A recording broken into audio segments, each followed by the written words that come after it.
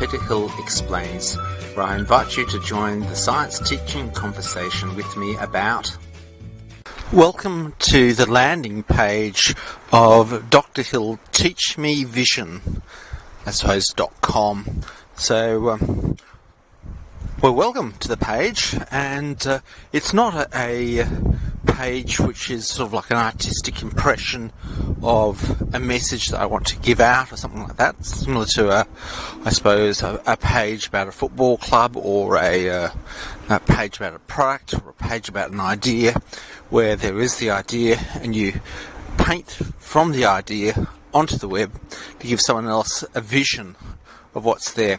This is more like a collaborative workspace where you see a whole series of things being moved and put together. It's sort of like looking at someone's hard drive, so to speak, where they're putting concepts and ideas together. It's sort of like, rather than walking into a perfectly finished house, it's a house under construction, and you're there to actually learn about how ideas are constructed, or able to find information as it's been put together. So it's a welcome to you. You're a visitor, but you're also a observer of what's going on. And the philosophy is that this is sort of a live innovation event which you're cooperating in. Now, the idea is to find linkages and synergies between three areas which are detailed out here. And it's not necessarily a philosophy, that's just what's come to mind as a sort of welcome explanation. So you can imagine speaking to a foreman as he's talking about a building. He's got the blueprint for what's going ahead, but he's got in mind what's going ahead, but he's sort of half describing the final building and also the contractors coming in, the building process. So there's a lot going on. It is truly under construction. So the three areas which I identified were concepts, disciplines, and communities. And to try and go trans or across things, to across several concepts, go across several disciplines, how you approach it, and several communities. So there is basically the innovation community, there's various learning communities, there's and they're not all necessarily all lined up. There are some synergistic, some have to be accommodated and moved around. So if you look at the communities, you've got the innovation and computing community, you've got the student community, you've got the incumbent education community, which are already offering services. So it's a diplomatic dance to move this forward. But the overall idea is to, I think it says, I can't really remember at the moment, but it's fun to be at the forefront. This is, well, we don't know where the forefront is, and you can read articles, but in general, articles are by journalists who don't know everything, and they sort of translate back from the forefront into your world. So you have this very comfortable feeling.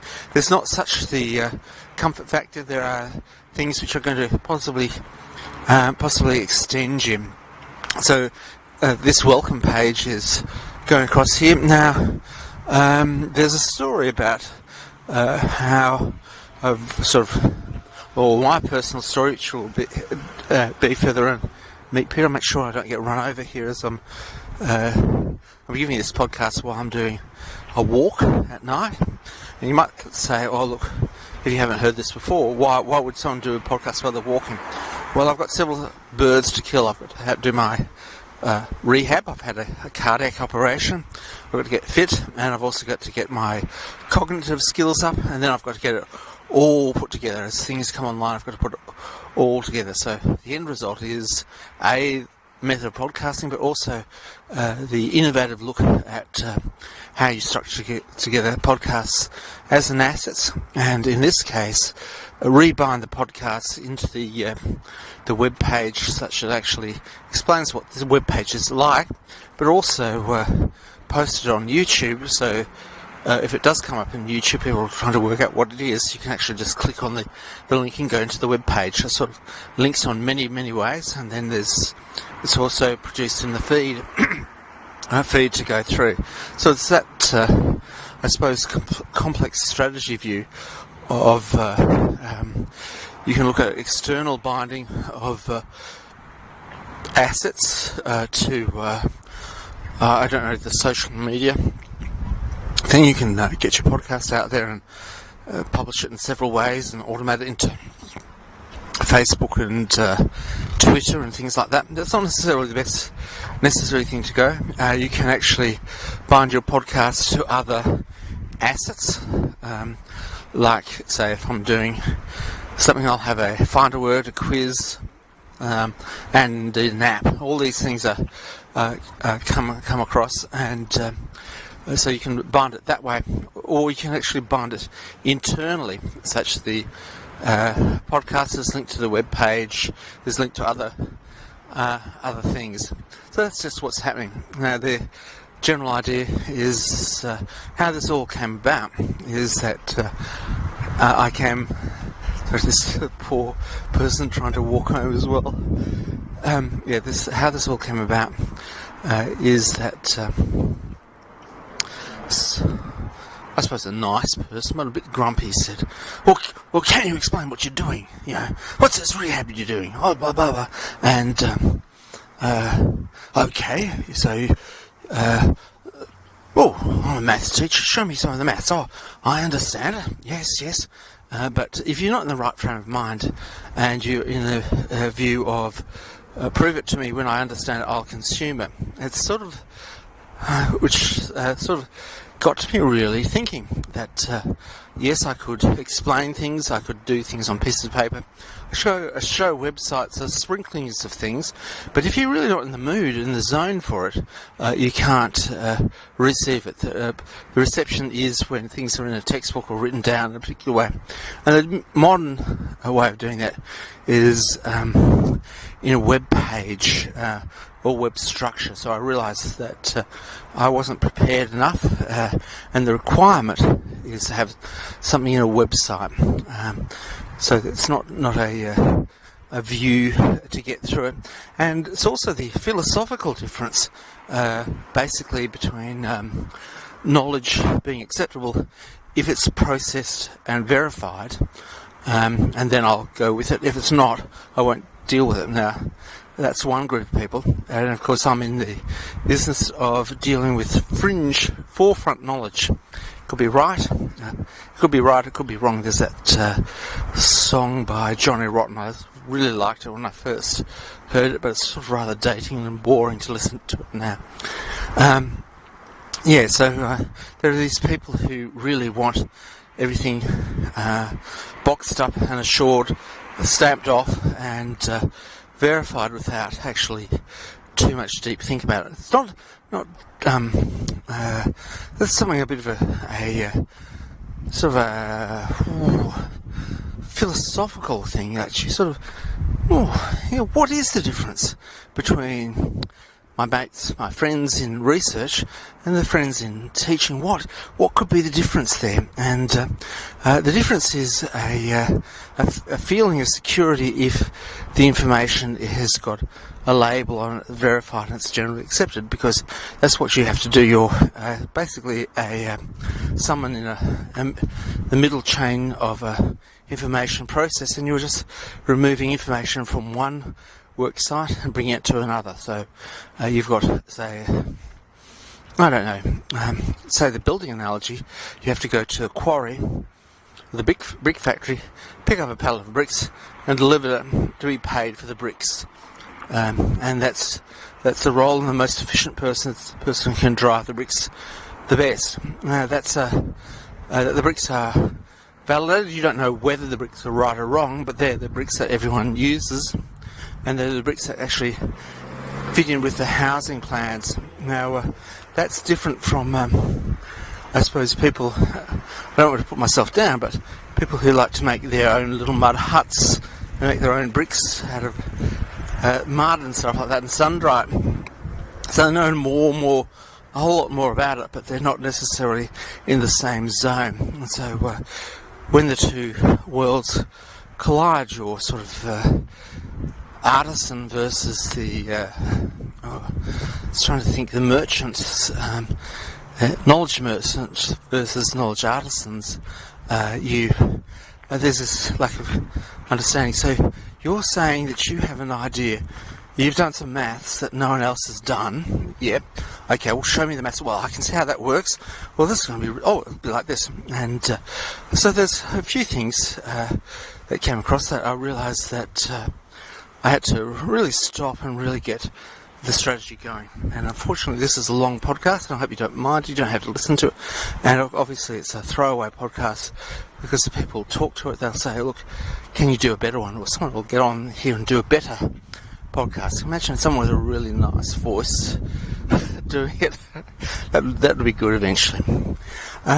So we got to hear, just in summary background, that the website is strategically different from the average website. So the idea of the website is a collective workspace. So I'll have a few people, got a good business person, a very, very good I don't know what the word is, someone who checks for spelling and structure and sense to look over it, so that's good, and a few other good strategists to actually look in it. So it's more a collective thing which is live and up and running. And why do you have something live and up and running? Well, it's because the audience isn't there quite yet. The actual it's an evolving thing. So, like, I've started podcasting before I've had an audience, and slowly built up the rate of podcasting and solved the basic problems to get there. Similarly with this, it's just moving into group mode. So, given the objective, which I do have an objective there, it's moving on from the phase where the actual fundamentals of being fit enough to podcast and talk and stuff like that is there, but the actual structures there, it's an internal one.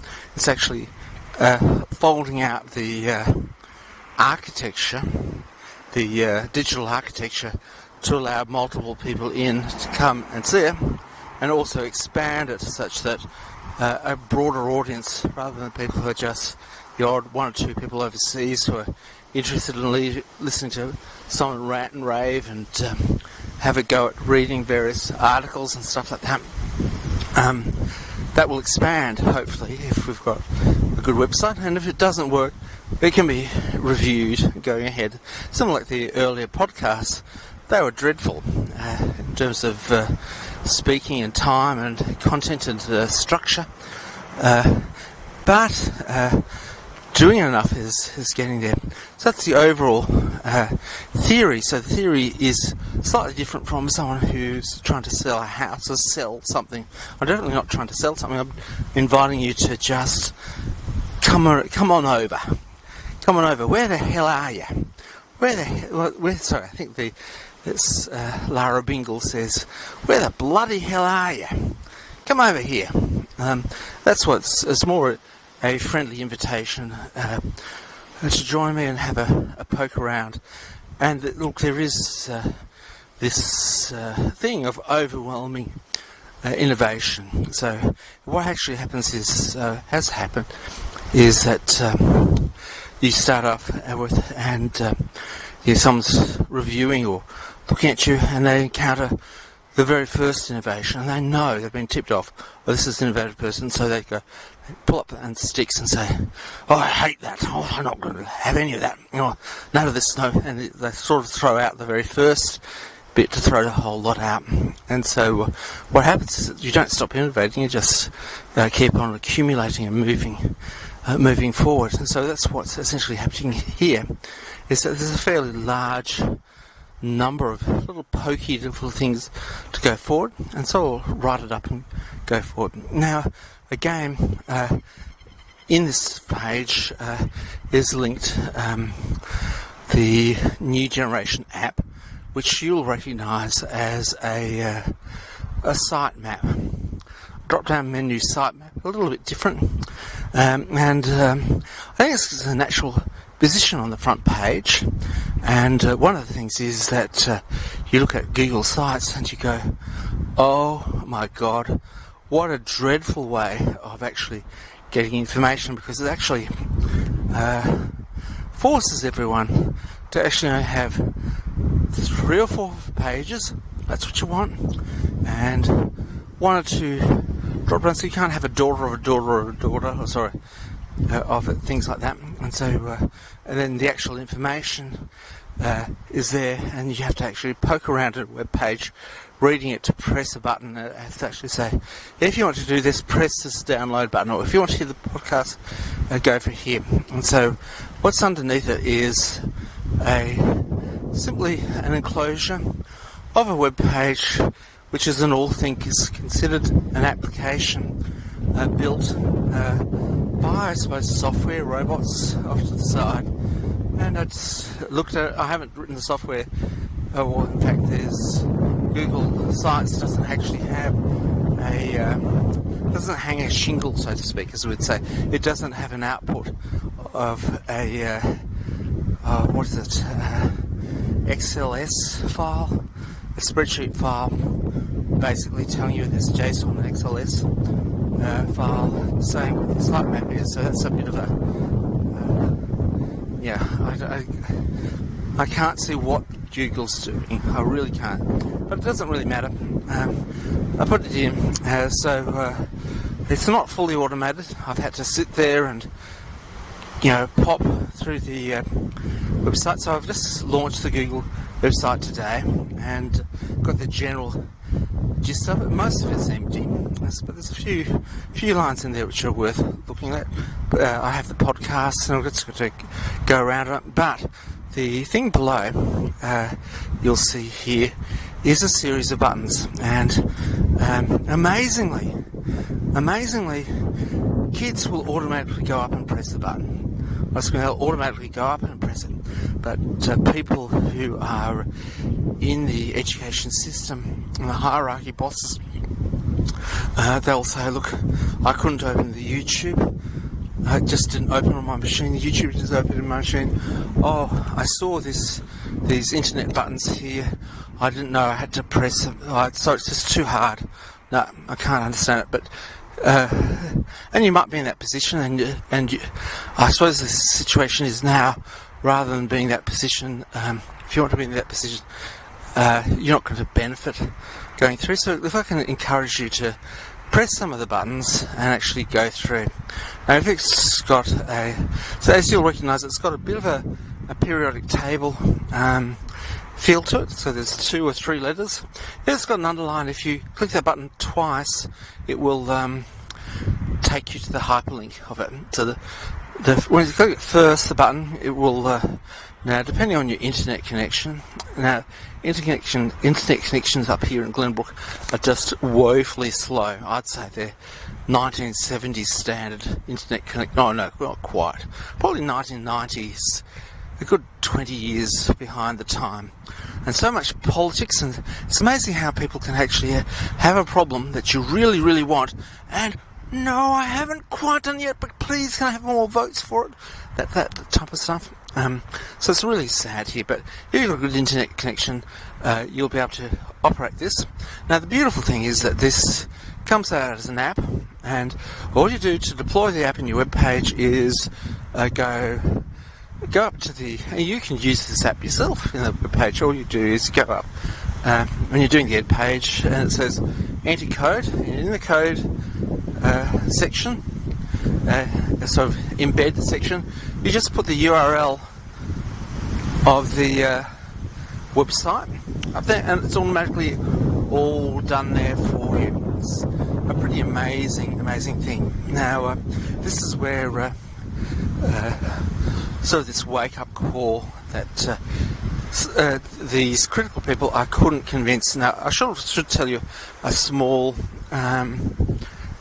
side story which sort of would reset the way you see things, and that's my father. In I think 1950, developed computer music. And he was just 17, 18 years old, and he had there with the punch tape and the world's fourth computer and the Australia's first computer. He had it playing a ditty, and he said, "Oh, this is great," and invited all these girls across from Sancta Sophia.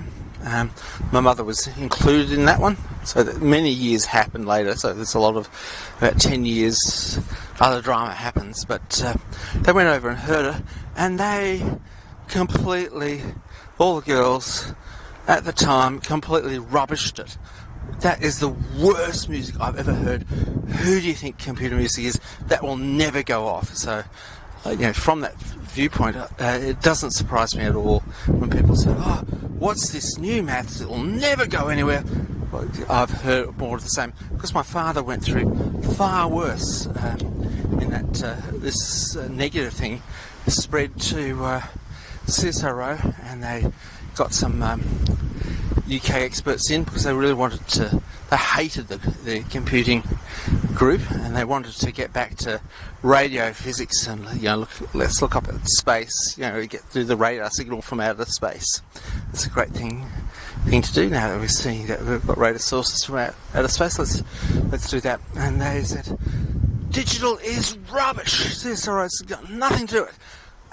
Out from CSIRO, and so they gave CSIRO's computer to Melbourne University. And of course, my dad went up there with them. Went from Sydney down to Melbourne in a truck with Australia's first computer, and rebuilt it on the other side. But you've got that sort of negative, that's just ridiculous type of stuff, and you realise that.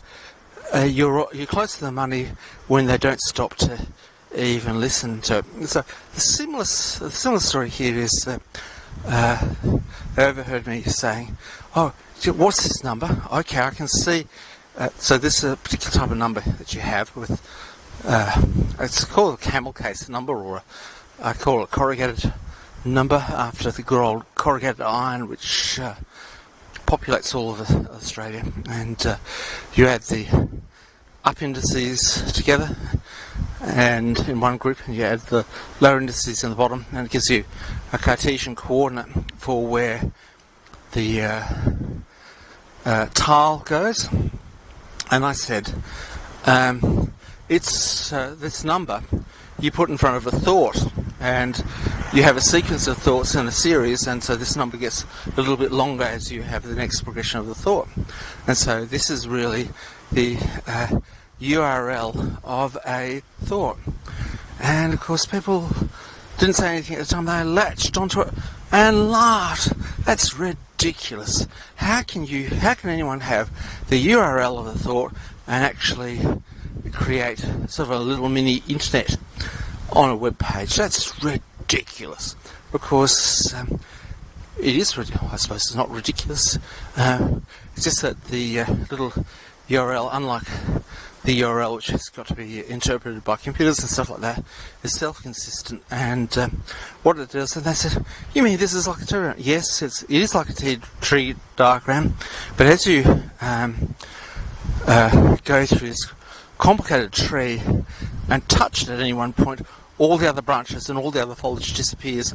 So wherever you interact with this tree, it's a magic tree. I didn't manage to get to say that. But there in it, I realised that the actual interaction with people was invaluable, because I could create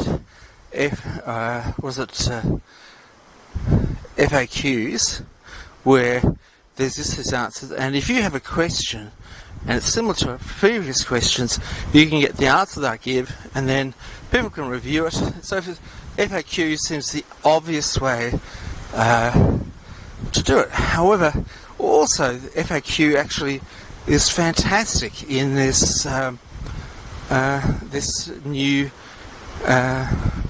numerical system. So if I can please say, go down, have a little press and see how it's a little bit more of an exposed menu item. It's not like if you are a purist for web design and you believe that drop-down menus should have a certain form and have a different way and should be made in a particular way, well, that's your full respect for you. You'll probably be paid lots of money, and you'll probably be able to sell yourself very well as someone who can deliver what's required on time, and you've probably got jobs that I'll never get.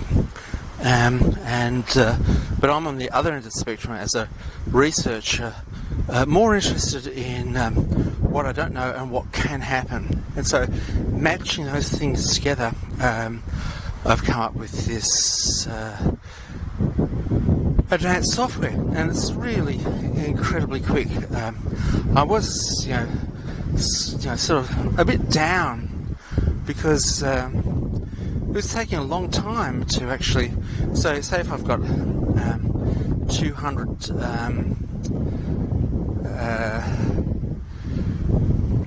tiles, that's 200 times 200. That's 20,000 possible calculations it's got to go through to make some 200 pages. So each page has 200 elements. Each page has 200 elements, all the tiles in it, but the tiles are either included or not included, so you only see certain tiles. So I thought, I knew that at various points in time I was running out of a little bit of memory. I had to expand a few things to go across, and what would happen is that I'd have this on background for a while, do a bit of work, and so set it free. So what happens is it's watching there and set it free, and it just goes off and in the background calculates things and then calculates the whole website, and like a complete website with styles and stuff like that, and it puts it up a 200-page website. So that's all okay. But what's happening is that I'd gave it something with 90, and it would go away. It took 5 minutes to work it out. It's real scratching my head. So what the heck? I'm really rooted here because I'm using the executable version of it, which I'm sort of giving to other people, and I then closed it off, did it again, and it did it within a second, actually, or two seconds basically. And so what obviously has happened is that there is some sort of memory leak, a small memory leak somewhere in there, and so it's bloating up. So what happens is, so if I want to publish it, I just shut it down, open it up again. Now, one of the things is, if you live in an unreliable world, what happens is that you learn that every time it's alive, it's publishing itself to files, little text files to say where it is, like Unity files and files, and so every second basically it's alive. And so what happens is, say in some cases, I should explain that my robot factory I was built like this, and what happened was that when people unplugged one computer, another computer fired up. When they unplugged another cable, the robots went off and did another task. And and this turned out to be quite dangerous. So there's the documentaries on robotics that you can see in Meet Peter, and I'll go around and actually do a podcast aimed at kids, more to introduce myself. But there's that sort of thing. So that means that if I've got a memory leak, and so you leave your software on for a while and it begins to bloat up in a few registers and really slow down, you can just switch it on and off again, and it comes back, into the exact same state. This is pretty standard, I think. Nowadays, when you're Word document crashes, you can switch it on, you should expect it. But rather than taking a long time to go back on, it's just, what does it take? Probably 3 seconds to load. And the computer's not a gun computer. I think it's i5 and not many cores to it. And of course this is in old software, and of course the new software which I've almost been writing for is for multi-core stuff. I like getting a series of tasks going at the same time, because LabVIEW is just absolutely a gorgeous program, because if you actually give it multiple tasks, it will go off, I hope, or at least I believe it does, goes off and distributes it into multiple cores and get things going. You sort of know this because you can get data conflicts when you get the information coming back from 2 cores at the same time. But the moral of the story is that from adversity, from negative experiences, the overall, it's like I have done a talk on strategies, what I call -1 strategies, where you go out and you pull people down, or you put rules out, and you actually try and control the situation by limiting innovation, limiting people. There are 0 strategies, which is totally internal to yourself. So you're watching the environment and you work out what you can do. And there's +1 strategies, which this is very much of, where you attempt to do things, but very gently, and use the information to find out as much as possible about the process, but also about the environment containing it. And so this is very much a +1 process of, I found the environment containing it requires web pages to go across, and so therefore I suppose, so I think 12, so many hours after the interaction, I began to put in web pages, and although that might be a bit slow, I looked at Google sites, and there's Google, I just find it just insufferable about how the actual things have been put in behind money walls. You know, we now want to get money from you little blighters. Then Google was just going incredibly slowly, sort of like shoot me in the head slowly in terms, and that was because the internet collection was slow, and it's actually, if I dumped a big file in the Google site, it would just say I'm saving, I can't do anything, which is unlike what I do, is where in the software I write, it saves, goes in the background, and you just can continue working. So, like for instance, when it's uploading a website, you can, firstly, you can actually look at the website locally, so it makes the website a local image, and then it uploads that local image to the internet. And you can go on, and the website will start to appear in not in real time, but as you're looking around, so you can just have a look at it. And so, here across, what's happened to that style? The style sheet hadn't been loaded up yet. So, I don't know, I tend to put I don't know why I do this, I put the style sheets last. I suppose you should put the style sheets first, but it sort of goes up and builds it.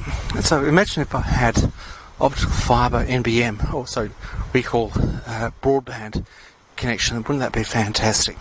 So that's the overall idea. So you can sort of see this happening live, and so the actual general principle of a negative response, milking that negative response to actually document it and actually pull things across, and it actually builds information up. So at the moment, when someone says,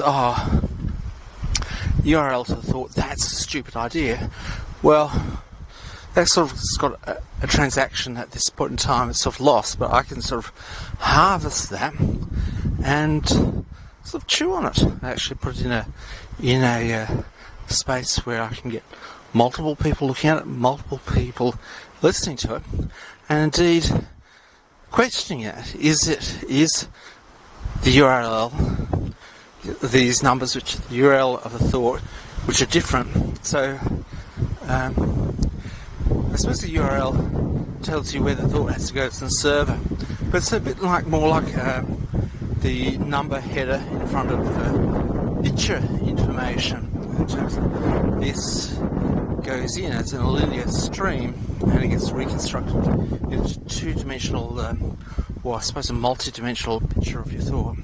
So it's a way to go ahead. So that's pretty much all I can say for it. But yeah, do go on. And the other structure is that we're out in new territory in here, that I can actually, in the web page, put the podcast on YouTube, put the YouTube link back into the web page, so I can get a sufficient number of things pointing internally, which is a different thing from publishing in one media and actually just shoving it out like a rain coming down a hill into different tweet and Facebook. And obviously Tweet and Facebook operate on a community setting and community use, community networking and linkages, if I can actually get the internal links across. Unfortunately, you upload all these steps, say in Blogger, it's a bit of a pain, but in so many things they haven't allowed complete bot automation for it. So in YouTube, you have to actually physically, there doesn't seem to be a command line that you can upload. Wouldn't it be great if I could upload something to YouTube by command line and also put in the actual byline, so it's uploaded to YouTube automatically put in the web page, and automatically the YouTube has got a link back to the web page. So looking at it, presses, it doesn't happen, and there goes. I suppose I'm very much aware, like memory leaks, that will dissipate the amount of work that I can get going. Thanks a lot for listening.